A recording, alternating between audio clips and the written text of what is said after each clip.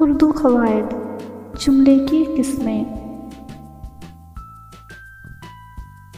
جملہ الفاظ کا وہ مجموعہ جس میں الفاظ اس ترتیب میں ہوں کہ پوری بات سمجھ میں آ جائے، اسے جملہ کہتے ہیں۔ بیانیہ جملہ وہ جملہ جس میں کوئی بات بیان کی جائے یا کسی بات سے انکار کیا جائے۔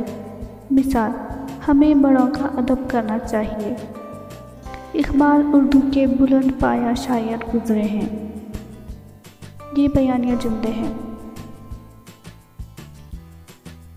بیانیہ جملے کی دو قسمیں ہیں: مثبت بیانیہ جملہ اور منفی بیانیہ جملہ۔ مثبت بیانیہ جملہ وہ جملہ جس میں کوئی بات بیان کی جائے، اسے مثبت بیانیہ جملہ کہتے ہیں۔ مثال: ہمیں سب کا خیال رکھنا چاہیے۔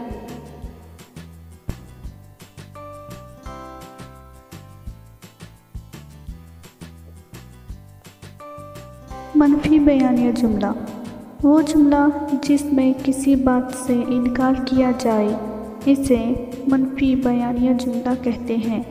مثال: میں ہرگز جھوٹ نہیں بولوں گا۔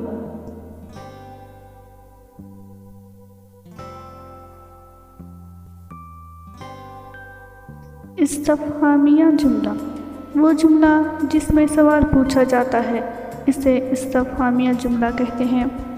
جملوں کی شناخت کے لیے آخر میں سوالیہ نشان بھی لگاتے ہیں۔ مثال: آپ کہاں جانا چاہتے ہیں؟ اس جملے کے آخر میں سوالیہ نشان بھی لگایا گیا ہے۔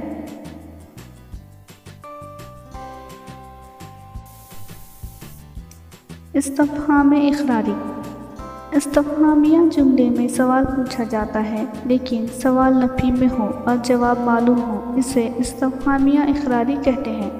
مثال: کیا تم نہیں جانتے آج جمعہ ہے؟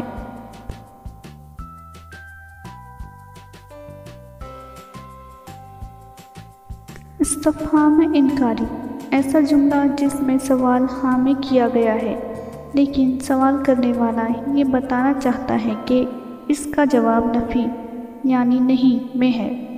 ایسے جملے کو جملے استفہام انکاری کہتے ہیں۔ مثال: میں تم لوگوں کو چھوڑ کر کہاں جاؤں گا؟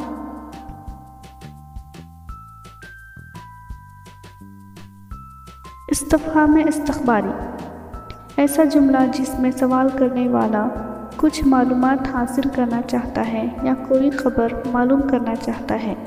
ایسے جملے کو استفہام استخباری جملہ کہتے ہیں۔ مثال: تمہارا نام کیا ہے؟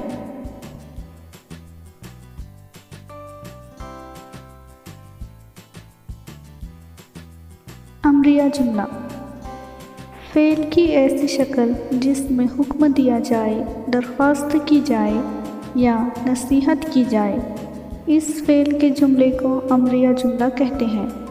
مثال: استاد کا ادب کرو۔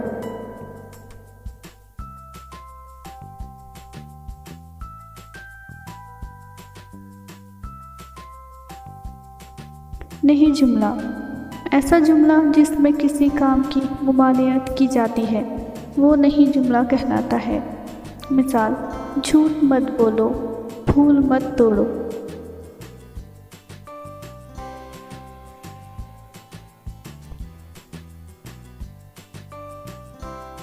فجائیہ جملہ ایسا جملہ جس میں کسی جذبے جیسے حیرت، افسوس، خواہش، خوشی یا غم کا اظہار کیا گیا ہو، اسے فجائیہ جملہ کہتے ہیں۔ اس جملے کے آخر میں فجائیہ علامت بھی لگاتے ہیں۔ مثال: واہ کیا خوب شعر کہا ہے۔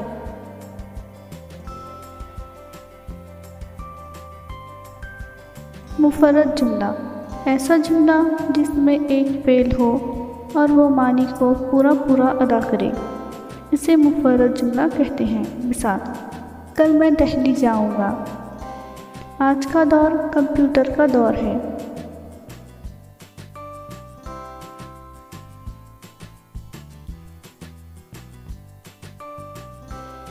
مرکب جملہ ایسا جملہ جس میں ایک سے زائد فعل ہو اور ہر فعل کا فقرہ اپنی جگہ معنی پورا پورا ادا کرے، اسے مرکب جملہ کہتے ہیں۔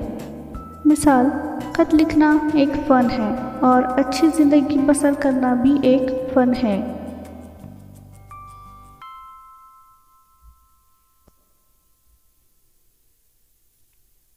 مخلوط جملہ، ایسا جملہ جس میں ایک سے زائد فعل ہو اور ایک فعل کا فقرہ معنی مکمل کرنے کے لیے دوسرے فعل کے فقرے کا محتاج ہو، اسے مخلوط جملہ کہتے ہیں۔ مثال، غالب نے وہ انداز تحریر ایجاد کیا کہ مراسلے کو مکالمہ بنا دیا۔